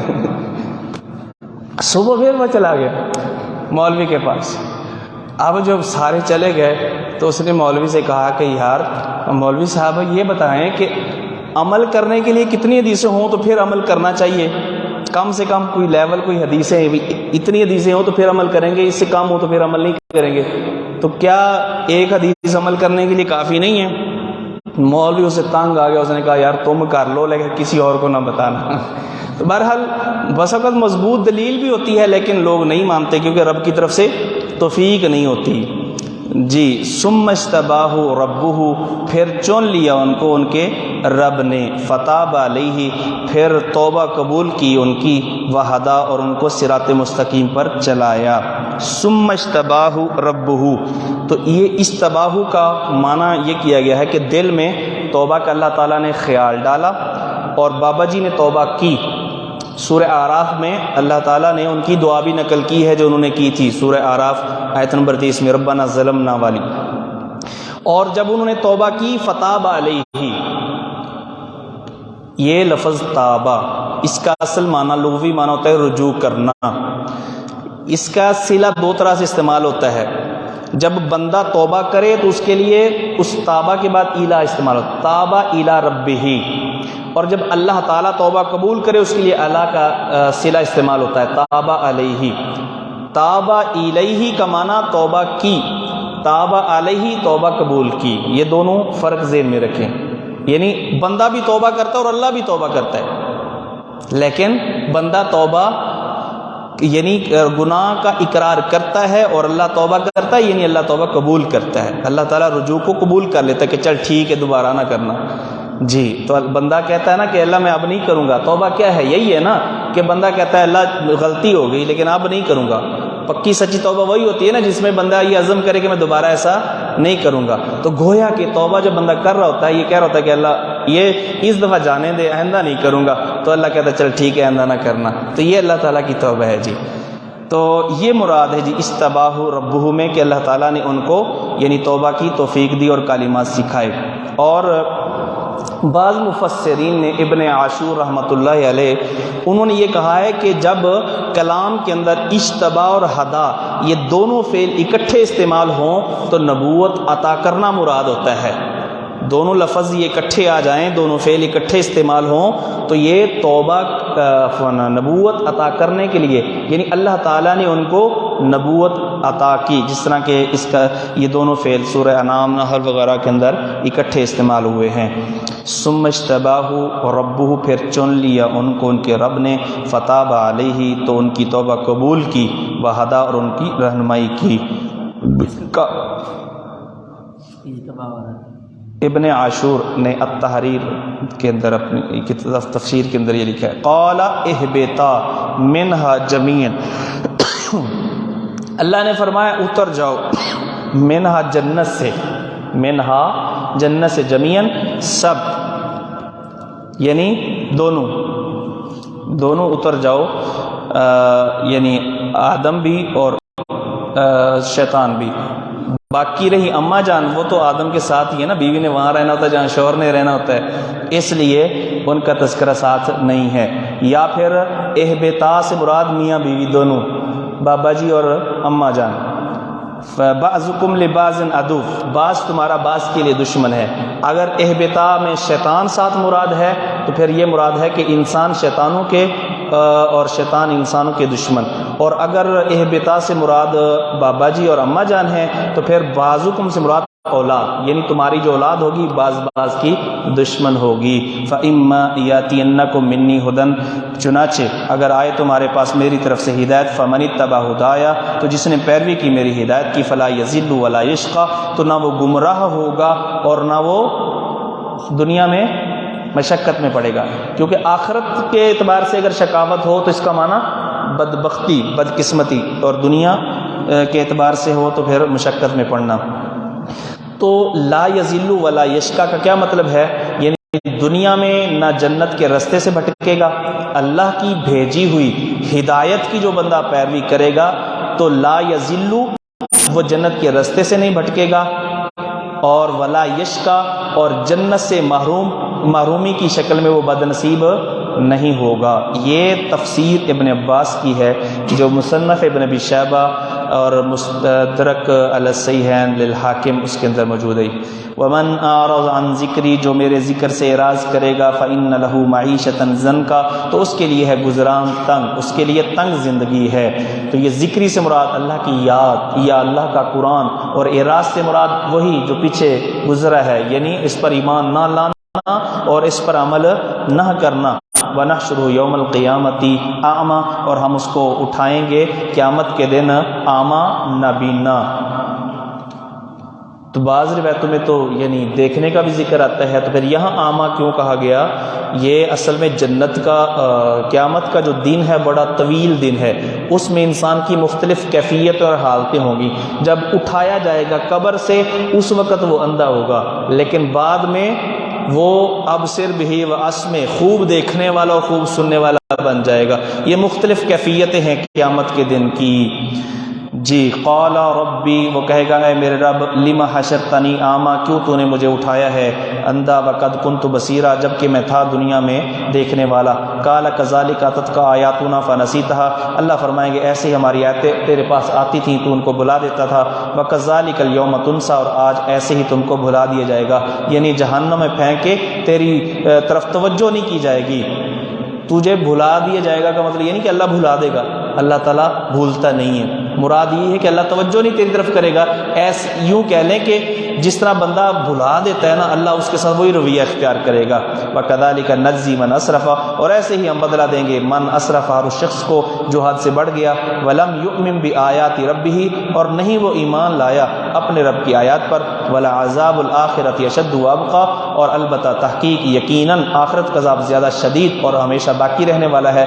أَفَلَمْ يَهْدِ لَهُمْ، کیا پس نہیں ان کی رہنمائی کی اس چیز نے کہ کم اہلکنا قبلہم، کتنے ہی ہم نے ہلاک کی ان سے پہلے، من القرونی بستیاں، یمشون فی یا قومیں، یمشون فی مساکنہم، جو چلتے تھے اپنی بستیوں میں، اپنے گھروں میں، ان فی ذلک لآیات لأولی النہی، بے شک اس میں نشانیاں ہیں عقل مندوں کے لیے۔ ولولا کلمۃ سبقت من ربک، اگر نہ ہوتا کلمہ جو طے ہو چکا تیرے رب کی طرف سے، اگر وہ بات نہ ہوتی جو تیرے رب نے پہلے سے طے کر دی ہے، اور یہ کون سی بات ہے؟ یہ مہلت والی بات ہے جو اللہ تعالیٰ نے پہلے سے لکھ دی ہے کہ فلاں قوم کو اتنی مہلت ملنی ہے۔ اگر یہ مہلت والا کلمہ اگر اللہ نے نہ لکھا ہوتا، لکانا لزاما، تو ہوتا چمٹ جانے والا، لکانا یعنی لکان العذاب لزاما، تو ہوتا عذاب چمٹ جانے والا، چمٹ جانے والا یعنی لاحق ہو جانے والا، عذاب پہنچنے والا۔ وَأَجَلٌ مُّسَمًّى، یہ ذرا عبارت سمجھیں جی، کلام اللہ تعالیٰ کی اس کلام کا ربط سمجھیں۔ لولا کلمۃ وَأَجَلٌ مُّسَمًّى، عبارت ایسے ہے جی، واو عاطفہ، اجل سے پہلے واو ہے، واو عاطفہ، اس کا عطف کس پہ ہے؟ لزامن پہ نہیں ہے، لزامن پر ہوتا تو اجلن ہوتا، تو اس کا عطف کلمتن پہ ہے، یا پھر پورے جملے پہ، یعنی لولا کلمۃ سبقت من ربک لکان لزاما، اسی طرح لولا اجل مسمى لکان لزاما، لولا اجل مسمى لکان لزاما۔ تو اگر ایسا نہ ہوتا، یعنی دو چیزیں نہ ہوتی، اگر تیرے رب کی طرف سے ایسا کلمہ جو طے ہو چکا اور ایسی مدت جو مقرر ہو چکی مہلت والی، اگر یہ نہ ہوتی، لکان لزاما، تو جو عذاب اللہ نے اس قوم کے لیے مقدر ٹھہرایا ہے وہ پہنچ کے رہتا، وہ یعنی پہلے ہی وقت سے پہلے ہی وہ پہنچ جاتا۔ فاصبر علی ما یقولون، تو جو وہ کہتے ہیں اس پر صبر کریں۔ جو وہ کہتے ہیں، وہ کیا کہتے تھے؟ وہ الزام تراشیاں کرتے تھے، وہ ساحر، کاہن، مجنوں، اس طرح کی تکلیف دہ باتیں کہتے تھے۔ اللہ تعالیٰ نے فرمایا کہ آپ ان کی کہی ہوئی باتوں پر، لگائے ہوئے الزامات پر آپ صبر کریں، اور اللہ تعالیٰ سے عذاب کی جلدی نہ کریں۔ عذاب آ کے رہے گا لیکن اپنے ٹائم پہ۔ آپ کیا کریں؟ آپ صرف اللہ کی طرف رجوع کریں، اللہ کی تسبیح بیان کریں اور اللہ کی نماز پڑھیں۔ وَسَبِّحْ بِحَمْدِ رَبِّكَ، اور اپنے رب کی حمد کے ساتھ اس کی تسبیح بیان کریں۔ اس میں ویسے اللہ کا ذکر کرنا بھی شامل ہے، اور یہاں سے نماز بھی مراد ہے، یہاں پر نماز بھی مراد ہے، تسبیح بیان کرنا، چونکہ ہم نماز میں تسبیح بھی پڑھتے ہیں، اس لیے کہتے ہیں نا کہ جز بول کر کل مراد ہے جی۔ قوموا للہ قانتین، قیام یہ نماز کا ایک جز ہے۔ ورکعوا مع الراکعین، یعنی صلوا مع المصلین، تو یہاں رکوع جز بول کر کل نماز مراد ہے، تو یہاں پر بھی تسبیح بول کر پوری نماز مراد ہے جی۔ وَسَبِّحْ بِحَمْدِ رَبِّكَ، کب یہ نماز پڑھنی ہے؟ قبل طلوع الشمس، سورج نکلنے سے پہلے فجر کی نماز، وقبل غروبها، سورج غروب ہونے سے پہلے ظہر اور عصر کی نماز، ومن آناء اللیل، اور رات کے وقت یعنی مغرب اور عشاء کی نماز، فسبح، کیونکہ نماز پڑھتے پڑھتے رات ہو جاتی ہے نا مغرب کے، فسبح واطراف النار، اللہ کی تسبیح بیان کیجئے دن کے دونوں کناروں میں۔ اس سے مراد فجر اور مغرب، اور بعض نے کہا فجر اور عصر کی نماز۔ یہ تو تذکرہ پہلے آ چکا ہے، پھر دوبارہ کیوں؟ تاکید کے لیے، یہ دوبارہ پھر تذکرہ تاکید کے لیے، جس طرح اللہ فرماتے ہیں حافظوا علی الصلوات والصلاۃ الوسطی، تو صلوات میں تو صلاۃ وسطی بھی شامل تھی، تو دوبارہ صلاۃ وسطی کی تاکید کیوں کی، دوبارہ ذکر کیوں کیا؟ تاکید کے لیے۔ تو اگر فجر اور عصر کی نماز جنہوں نے مراد لی ہے وہ کہتے ہیں تاکید اس لیے کہ یہ دو نمازیں بڑی اہم ہیں، اور یہ وہ نمازیں ہیں جب فرشتوں کی ڈیوٹیاں تبدیل ہوتی ہیں اور فرشتے انسان کے اعمال اللہ کے پاس لے کے جاتے ہیں، تو اس لیے تاکید کے طور پہ فجر اور عصر کا تذکرہ کیا، کیونکہ یہ نمازیں لوگ ان میں بڑی غفلت کرتے ہیں، فجر کے بغیر سوئے رہتے ہیں، عصر کے بغیر اپنے اپنے کاموں میں مصروف ہوتے ہیں۔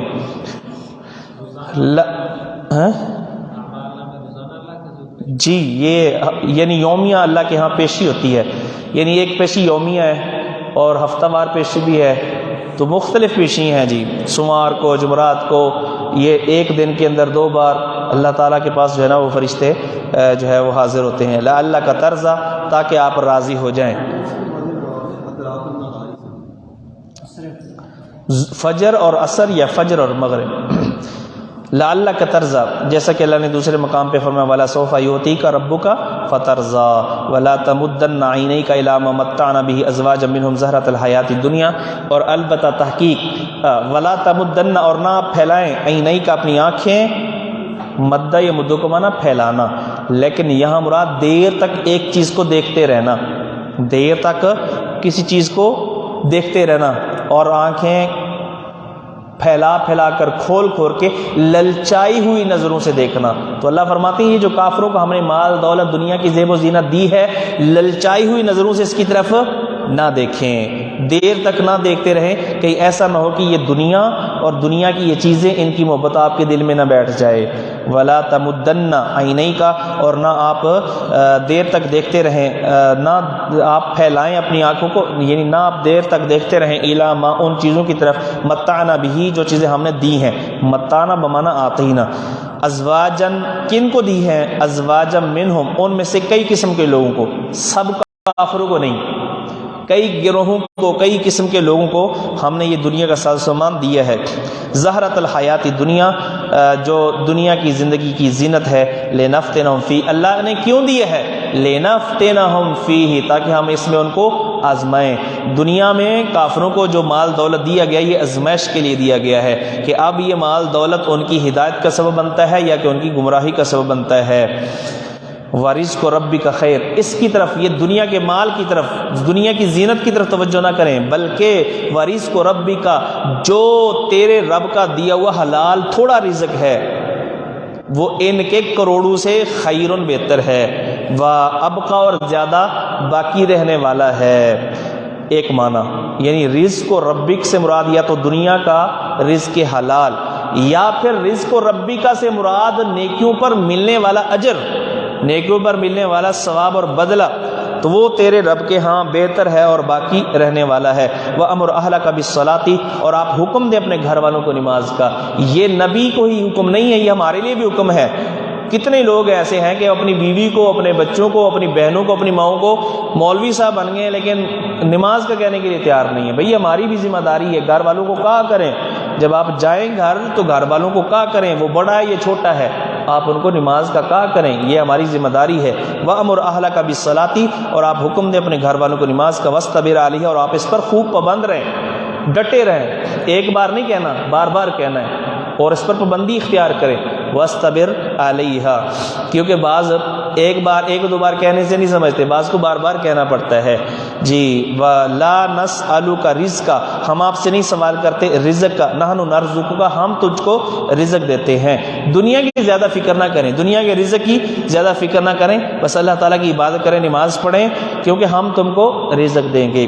یہاں سے علماء نے استدلال کیا ہے کہ اللہ تعالیٰ نے انسان کو روزی کمانے کے لیے پیدا ہی نہیں کیا، روزی کمانے کے لیے اللہ نے پیدا نہیں کیا، اور یہ قرآن کا یعنی آیات سے یہ مفہوم نکالا گیا ہے، کیونکہ اللہ فرماتے ہیں وَمَا خَلَقْتُ الْجِنَّ وَالْإِنسَ إِلَّا لِيَعْبُدُونِ، اللہ تعالیٰ نے انسانوں کو پیدا کیا اپنے حکام کے مطابق زندگی گزارنے کے لیے، باقی تھوڑی بہت کوشش انسان دنیا کے لیے کرے گا نا، اتنا مل جائے گا جس سے اس کا پیٹ بھر جائے، اس کا گزارا ہو جائے۔ چنانچہ صحیح البخاری کے جامع ترمذی کے اندر ایک حدیث ہے، اللہ فرماتے ہیں حدیث قدسی، یبن آدم تفرغ لعبادتی، اے آدم کے بیٹے میری عبادت کے لیے ٹائم نکال۔ اللہ کیا ملے گا، کیا فائدہ ہوگا؟ اللہ فرماتے املأ صدرک غنًا، میں تیرے سینے کو غنا کے ساتھ بھر دوں گا۔ غنا صرف مال دولت پیسہ ہی نہیں ہے، تھوڑا ہو پھر بھی بندے کا دل مطمئن ہے، یہ بھی غنا ہے جی۔ واسد فقرک، اور تیرے فقر کے دروازے میں بند کر دوں گا، یعنی تیرے فقر کو دور کر دوں گا، تیری جو ہے نا وہ یہ معیشت زندگی بہتر ہو جائے گی۔ اگر نہیں کرے گا، ٹائم نہیں نکالے گا، وَإِلَّا مَلَأْتُ يَدَيْكَ شُغْلًا، باتیں نہ کریں، وَإِلَّا مَلَأْتُ يَدَيْكَ شُغْلًا، ورنہ تیرے ہاتھوں کو مصروف کر دوں گا۔ سارا دن محنت مشقت کر رہا ہے لیکن شام کو وہی رونے پوری نہیں پڑتی۔ تو یہ کیا ہے؟ اللہ تعالیٰ کی عبادت سے، عبادت کے لیے ٹائم نہ نکالنے کا نتیجہ یہ نکلتا ہے کہ انسان پھر دن رات 18 گھنٹے کام کر رہا ہے جی، ڈبل شفٹ چل رہا ہے، اوور ٹائم لگا رہا ہے، لیکن پھر بھی پوری نہیں پڑتی۔ ولم اسد فقرک، تو یہ اللہ تعالیٰ کے نبی نے پہلے سے یہ بات پیشین گوئی کر دی تھی کہ جو بندہ اللہ کے لیے ٹائم نکالتا ہے اللہ اس کا گزارا کر دیتا ہے، وہ تھوڑی کھا کے بھی خوش ہوتا ہے۔ جو بندہ اللہ کی عبادت کے لیے ٹائم نکالتا ہے وہ تھوڑا کھا کے بھی اس پہ مطمئن ہوتا ہے، لیکن جو عبادت کے لیے ٹائم نہیں نکالتا اور رونے 2 لاکھ روپے تنخواہ ہے جی، رونا یہی ہے جی، پوری نہیں پڑتی۔ جامع ترمذی حدیث نمبر 2466، والعاقبۃ للمتقین، اور اچھا انجام متقین کے لیے، والعاقبۃ للتقوی، للتقوی، تقوی کے لیے اچھا انجام ہے، مراد لأہل التقوی، والعاقبۃ للتقوی یعنی لأہل التقوی، جس طرح کہ دوسرے مقام پہ فرمایا والعاقبۃ للمتقین، وقالوا لولا یاتینا بآیۃ من ربہ، اور انہوں نے کہا کیوں نہیں ہمارے پاس لے کے آتا یہ نبی بآیۃ، کو نشانی من ربہ، اپنے رب کی طرف سے۔ کیا نبی پاک کوئی معجزہ کو نشانی نہیں لے کے آئے تھے؟ مشرکین کے پاس لے کے آئے تھے، لیکن اس نشانی سے مراد وہ من چاہی نشانی مراد لے رہے تھے کہ ہم جو کہتے ہیں وہ نشانی، ورنہ قرآن چھوٹی نشانی ہے۔ اللہ کے نبی کے نبوت کی صداقت کے دلیل کے طور پہ یہ قرآن کو چھوٹی نشانی ہے، تو پھر وہ بار بار یہ کیوں کہہ رہے ہیں کہ نشانی کیوں نہیں لے کے آتا؟ مراد جو نشانی وہ چاہتے تھے، صفا پہاڑی سونا بن جائے، یہ نشانی چاہتے تھے جی، یہ یعنی زمین پھٹ جائے اور چشمے جاری ہو جائیں، آپ جو ہے نا آپ کا سونے کا محل بن جائے، یہ ہو جائے وہ ہو جائے، تو آپ کے لیے باغ ہو، آپ جو ہے نا آسمان پہ چڑھیں، وہاں سے ہمارے سامنے کتاب لے کے آئیں، رب فرشتوں سمیت آئے اور گواہی دے کہ ہاں واقعی اس کو میں نے نبی بنایا ہے۔ سورہ بنی اسرائیل میں کچھ اللہ تعالیٰ نے ان کے مطالبات ذکر کیے ہیں نا، تو یہ وہ کہتے ہیں کہ ہمارے پاس نشانی کیوں نہیں لے کے آتا؟ اللہ فرماتے ہیں کہ نبی کے سچے ہونے کی نشانیاں تو پہلی کتابوں کے اندر بھی موجود ہیں۔ اولم تأتہم، کیا ان کے پاس نہیں آئیں بینۃ، واضح دلیلیں، ما فی الصحف الاولیٰ، جو پہلے صحیفوں میں موجود ہیں، تورات انجیل کے اندر، پہلی کتابوں کے اندر نبی پاک صلی اللہ علیہ وسلم کی صفات، آپ کی نبوت کی صداقت کی دلیلیں موجود ہیں۔ اللہ اکبر۔ اور اسی طرح بعض نے بینہ کا معنی قرآن بھی کیا ہے کہ جو کچھ قرآن میں ہے یہی کچھ پہلے صحیفوں میں موجود ہے، تو یہ دلیل ہے اس بات کی کہ قرآن جو ہے نبی پاک صلی اللہ علیہ وسلم کا اللہ کی طرف سے ملنے والا ایک معجزہ ہے۔ وَلَوْ أَنَّا أَهْلَكْنَاهُمْ بِعَذَابٍ، اور اگر ہم ان کو ہلاک کر دیتے بِعَذَابٍ، کسی عذاب میں، مِن قَبْلِهِ، اس رسول کے آنے سے پہلے، لَقَالُوا، تو انہوں نے اعتراض کرنا تھا، رَبَّنَا لَوْلَا أَرْسَلْتَ إِلَيْنَا رَسُولًا، اے ہمارے رب کیوں نہیں تو نے ہماری طرف بھیجا رسول، فَنَتَّبِعْ آیَاتِکَ، تاکہ ہم پیروی کرتے تیری آیات کی، من قبل ان نذل، اس سے پہلے کہ ہم ذلیل ہوتے، ونخزا، اور رسوا ہوتے۔ اللہ تعالیٰ نے نبی پاک صلی اللہ علیہ وسلم کو بھیجا، آپ سے پہلے ان کے جتنے مرضی جرائم تھے اللہ تعالیٰ نے ان پر سزا گرفتار، ان کو عذاب کے اندر گرفتار نہیں کیا۔ اللہ فرماتے ہیں یہ اس لیے تاکہ ان کا یہ عذر جو وہ قیامت کے دن پیش کر سکتے تھے، وہ وہاں پہ کہتے ہیں کہ اللہ ہماری طرف تو کوئی سمجھانے والا تو ہمیں آیا ہی نہیں ہے، اگر کوئی تیری توحید کی بات بتانے والا نبی آتا تو پھر ہم سمجھ جاتے، تو یہ عذر ہوتا ان کے پاس۔ اللہ نے سارے عذر ان کے ختم کر دیے، نبی بھیج کر اللہ تعالیٰ نے ان کے سارے عذر ختم کر دیے۔ رسلا مبشرین و منذرین لئلا یکون للناس حجت بعد الرسل، اللہ تعالیٰ نے رسول اس لیے بھیجے ہیں تاکہ لوگوں کی حجت دلیل ختم ہو جائے اور وہ قیامت کے دن یہ نہ کہہ سکیں کہ ہماری طرف کوئی نبی اور رسول کیوں نہیں آیا۔ وَلَوْ أَنَّا أَهْلَكْنَاهُمْ، اور اگر بے شک ہم ان کو ہلاک کر دیتے، بے عذابن کسی عذاب کے ساتھ من قبل ہی آپ سے پہلے، آپ کی نبوت سے پہلے، آپ کو رسول بنانے سے پہلے، لقالوا تو انہوں نے یہ بہانہ بنانا تھا کہ ربنا اے ہمارے رب، لولا ارسلت الینا رسولا کیوں نہیں تو نے ہماری طرف بھیجا رسول،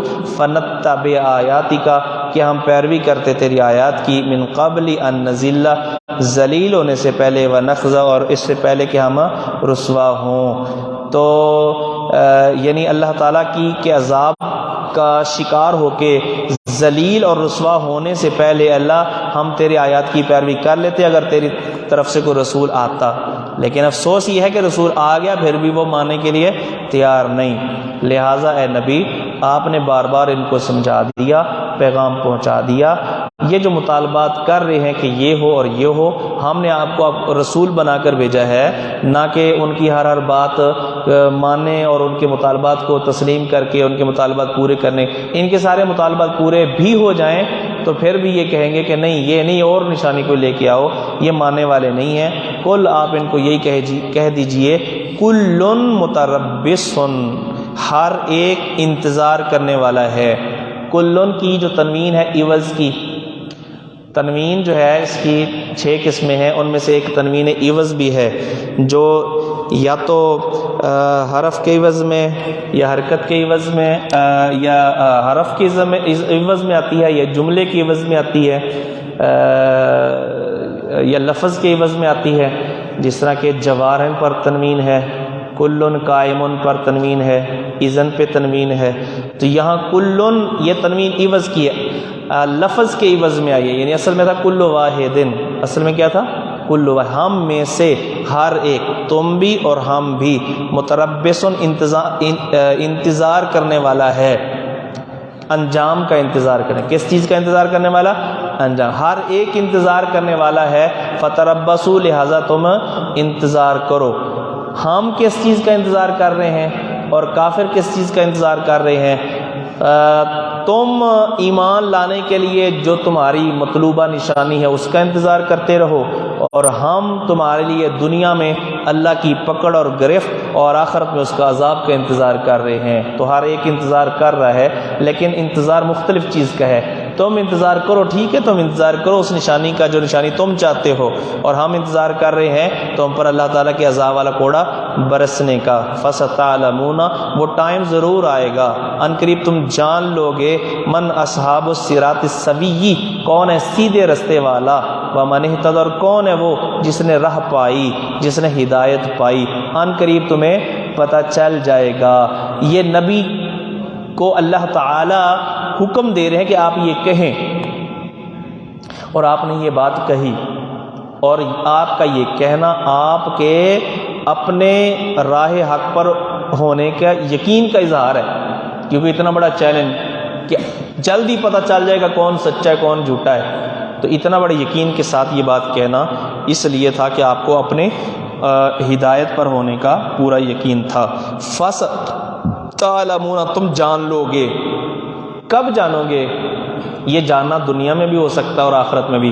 چنانچہ دنیا میں مسلمانوں کی پے در پے فتوحات سے بڑے بڑے کافروں نے جان لیا کہ مسلمان سچے ہیں، لہٰذا بعض نے تو جان کر ایمان بھی قبول کر لیا، اور بعض جو ہے وہ اپنے کفر پر اڑے رہے۔